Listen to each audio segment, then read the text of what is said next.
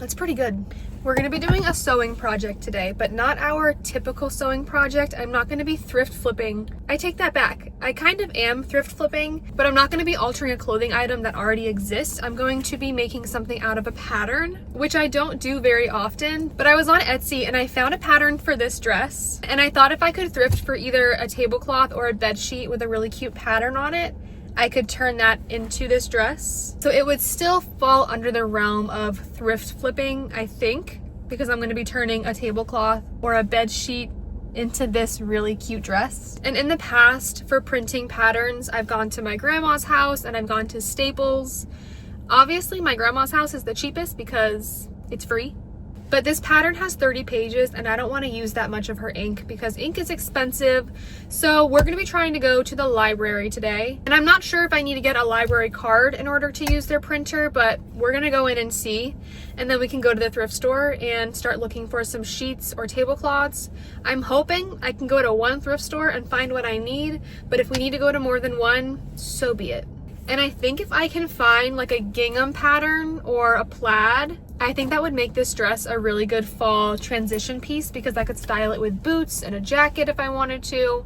I mean, I live in Florida, so we're not gonna be wearing jackets until late November, but that doesn't mean I can't play dress up in my house. So let's head to the library and see if we can get this printed. Okay, that was an incredibly easy process. Walking into that library was such a nostalgic feeling because I think the last time I was in a library, I was a kid. It was probably late 90s, early 2000s, the last time I was in a library. And the best part, it was completely free. But unfortunately, it did not print in color. Normally, it's color coded so that you know what size to cut out. I mean, we do have like 8 shades of gray here. So maybe I can just try to memorize what shade of gray my size is and cut it out that way. But either way, I still think this was a good deal. I didn't even see an option to print this in color, so that might be an issue moving forward if I want to go to the library to print my patterns. But we'll just have to see how today goes. So now we can head to the thrift store and hopefully find a cute tablecloth or bed sheet or some kind of fabric that we can use.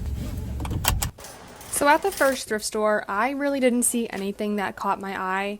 None of the patterns on these sheets looked like something I would want to turn into a dress. So now at the second thrift store, I still didn't have much luck. Thrift store number 2 had an even smaller selection than thrift store number 1. And then at our third thrift store, I found multiple sets of sheets that I thought were really cute. I don't know about you guys, but I definitely feel like this one is a vintage sheet, and I was extremely drawn to this pattern here.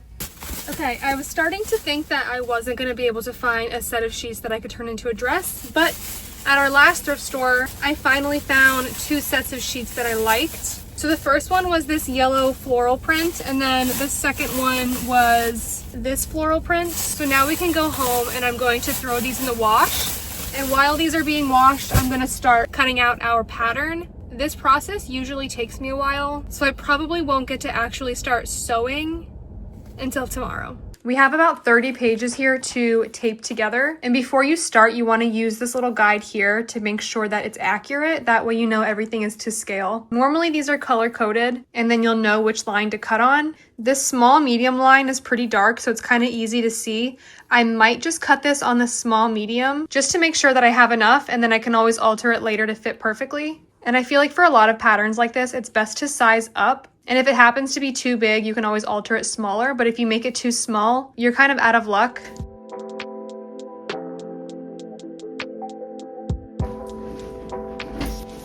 Okay, I'm trying a new method for cutting out patterns. In the past, I would just take the individual page and then cut out whatever was on that page. But it got really hard to keep them together and to figure out what went with what. And as you can see, every page is labeled so that you can keep them in order. So this time I decided to tape all the pages together. That way I can see each piece. And now I can just cut out the whole piece at one time. I don't know if that makes sense, but I think it's gonna be a little bit easier. So I think I'm gonna start watching a show while I do this. And last night I started watching season 2 of the Wednesday series. So we're gonna continue watching that.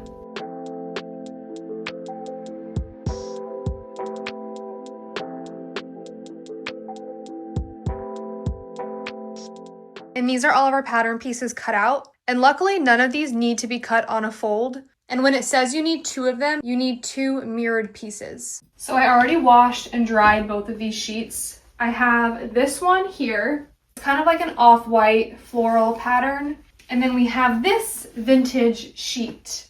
And the reason why I'm assuming this is vintage, 1, the pattern, and 2, the wear around the edges. The fabric from the tag is so thin and worn out. You can't see any text on it anymore. It's like tissue paper thin. So I feel like this is truly a vintage thrifted sheet. And I think this is the one that I want to use for this pattern. And then maybe I'll use this pattern for something else. Or I could just make 2 dresses, one in this pattern and then one in this pattern. We'll see.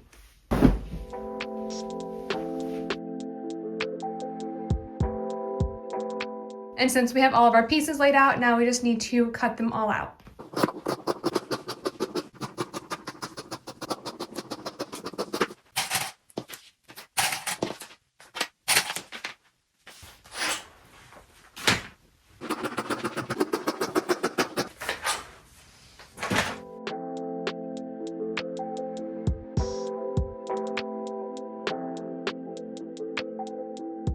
This is your sign to actually read the instructions because I was wrong. There are 3 pieces that needed to be cut on a fold. Luckily, I have enough scrap fabric to redo these pieces, but it would have saved me the fabric and the trouble if I would have just paid a little more attention. But here we are.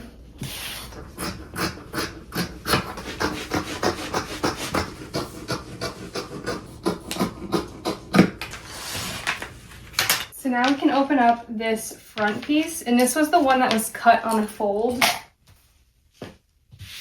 And then these are our side pieces. So we're going to connect one to this side, and then the other one will connect to this side. Now we can just attach this with the good sides together. And now we can do the same thing to this side, like this. So now this is what the front panel should look like. And we're just going to do a straight seam down this side here, and then one down this side, and that will attach those 3 panels for the front of our dress. Also, I forgot to mention on the pattern, there's a little notch. So I made a mark with my disappearing ink, and we're only going to attach this side up to that little mark that we made here, so it's not going to go all the way down to the bottom.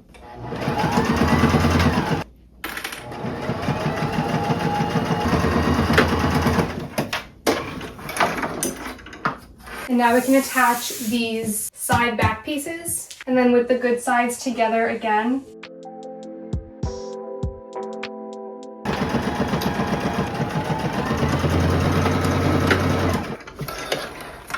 Okay, here's the update so far. Cute, I like it. It's not going to be this long. Something I like about patterns like this is when it comes to the bottom hem, you can take off as much as you want, really. I mean, the original dress is meant to be a mini dress, but I think it's coming together. And now we can attach these center back pieces.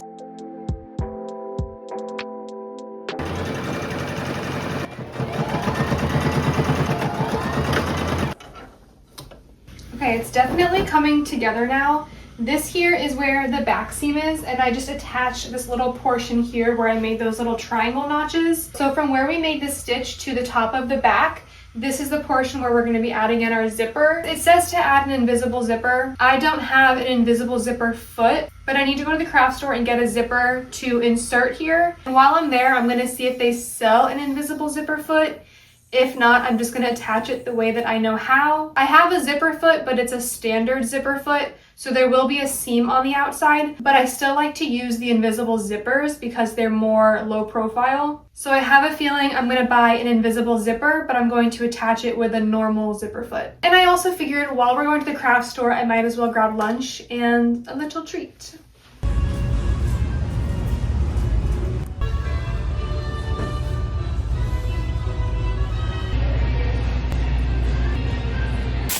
Got my zipper. I ended up going with the 22-inch versus the 14-inch. I can just cut the bottom to the length that I actually need. And then while I was at Hobby Lobby, I picked up some more beads for my beaded handbag that I'm making. I still don't know when this video is going to be posted because it is so tedious and I am putting so many hours into this, and I'm working on it in between other projects and working in the salon. So eventually that video will be posted for you guys. And we went to Crumble Cookie for our treat. I don't love going to Crumble Cookie. I would rather support a family-owned business, but the local cookie shop that I like to go to is closed on Tuesdays, and then the family-owned donut shop that I like to go to closes at 1 o'clock. So Crumble Cookie it is. I got 3 minis today. This one is a peanut butter pretzel brownie. This one is the strawberry skillet cookie. I love strawberries, hence my little strawberry tattoo. And then this one over here is actually from last week. It is the banana, dark chocolate banana. Let's just give them a little taste test. Very refreshing. I would rate this a 9 out of 10. 9.5 out of 10. And now the dark chocolate banana, still a 10 out of 10. Normally I would eat my lunch first before I eat cookies, but I just couldn't wait. And I got a poke bowl for lunch, so I'm gonna go home, scarf this down real quick, and then we can continue on with our project. I wasn't able to find an invisible zipper foot at the craft store, so we're just gonna do this the way that I would do a normal zipper, but I'm still gonna be using an invisible zipper just because I like that it's a lower profile zipper. So for this portion from here up is gonna be where the zipper is. So I'm gonna put these back panels together, and I'm gonna do a straight stitch from this point here where we had our little mark all the way up to the top here.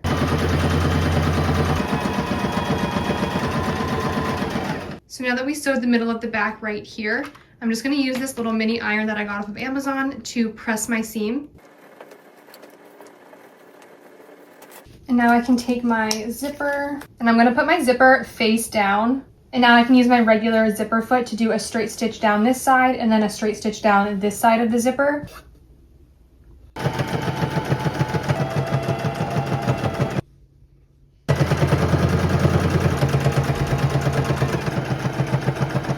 And here's that back seam now that we're done.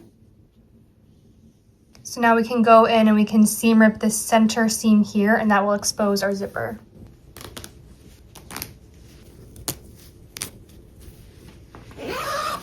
And now we can go in with a pair of tweezers and pull out all of these little loose threads. And now we can add our little triangle pieces to the front. We have 2 slits in the front of the dress, so we're gonna use the panel that's labeled front. And we wanna put the good sides together, so I'm going to put it face down like this. And I'm going to start pinning. Wait, that doesn't make sense. Why is my brain not doing this?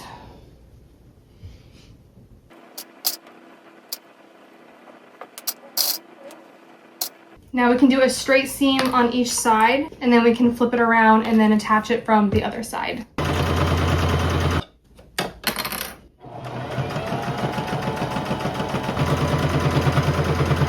And now I'm going to turn this inside out.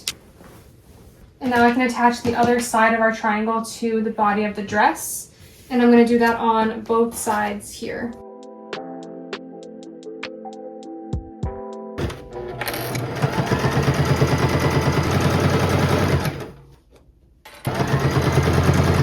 Okay, so our front 2 little triangle pieces are attached. And now we're going to attach the side triangles and then the ones in the back and then the center back.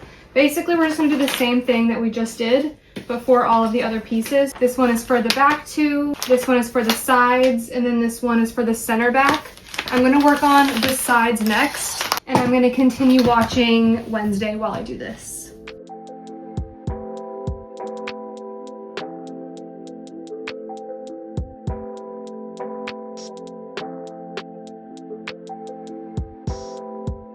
So the outer lining of our dress is pretty much completed. Now I did go ahead and attach the liner pieces together. I attached all of these panels the same way we attached the dress panels. So this is going to go on the inside of the dress so that it's partially lined from here up. So now before we attach the liner to the body of the dress, I'm going to go ahead and press all of these seams open, and then we can start attaching the 2 pieces together.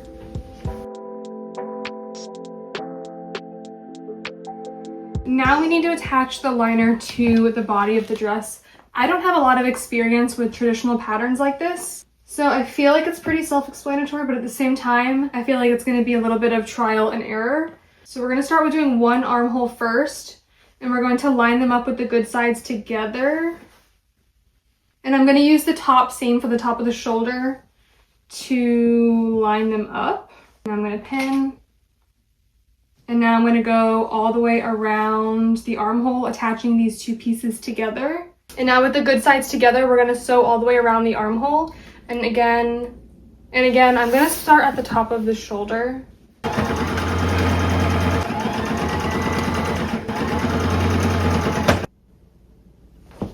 I feel like this part is gonna get a little confusing. Here's the body of the dress, and now the liner is attached to one armhole, and we're going to put it inside the armhole. So I went ahead and pressed that armhole, so now this is what it looks like once it's pressed. So this is the outside of our dress, and then we're going to do an understitching, which I've never actually done before. So from what I understand, we're going to take this outer shell and we're going to move it out of the way. And this is the seam that attached our outer shell in the lining, but we're not going to sew over this fabric. We're just going to stitch right along this part here. That way from the outside, you won't see any of the stitching, but it will keep this liner piece from folding to the outside.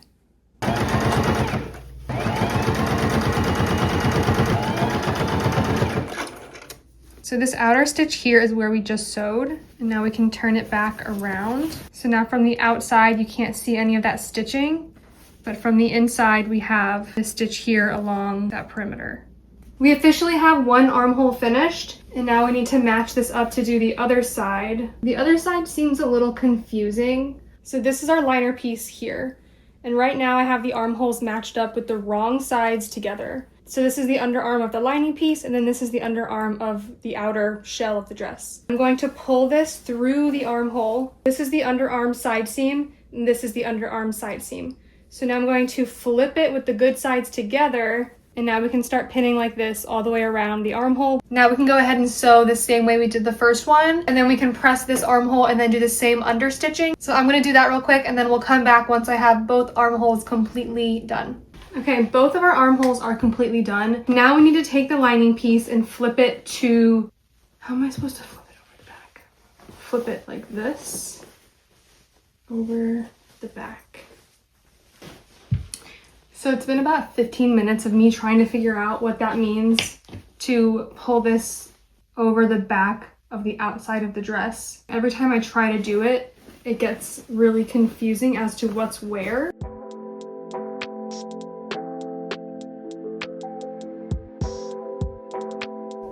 I think this is about right. So for the back, we would just attach it with the good sides together, and then we can flip it back inside right. And then once we do the back, then we can attach the front. Okay, so now we have the arms finished, and then the back here is finished. We just need to attach it at the front. So I'm gonna do the same thing I did before, and I'm going to take this and I'm going to flip it around like this. And then I'm going to start pinning it in one spot, and then I'm gonna go all the way around to where I connected it from the back on each side.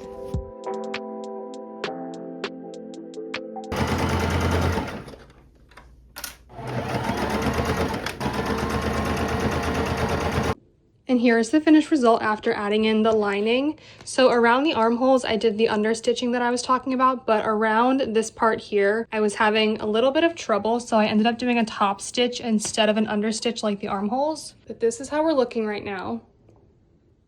And now all that is left to do is to hem the bottom.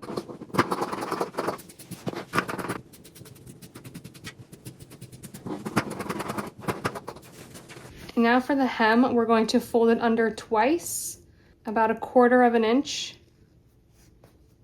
and then we can do a straight stitch all the way across.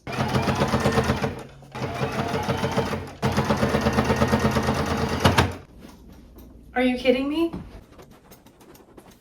I don't even have words. I just love this so much. I do wish that I had this in like more of a fall pattern. I feel like this is very springy, summery.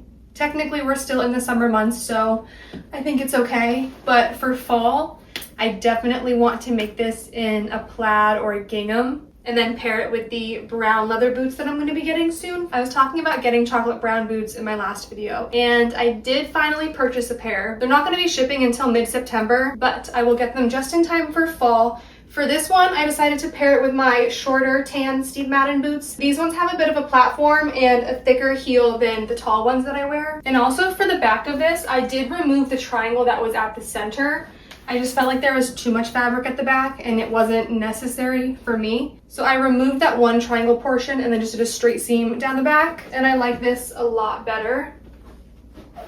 I think it's adorable. And obviously you can cut yours to whatever length you're comfortable with. For me personally, whenever I'm wearing a mini skirt or a mini dress that doesn't have built-in shorts, I usually wear shorts under it. So for example, something this color, I would wear a pair of tan bike shorts under it. And I buy all of my bike shorts off of Amazon, and it will be linked in the description if you're interested. But yeah, I think wearing shorts under mini dresses or mini skirts definitely makes it a lot easier to where you don't have to worry if there's a breeze, you're not going to be flashing anyone. And I need to go to the grocery store and get ingredients for this lasagna soup. So I think I'm going to go like this. And until next week, bye!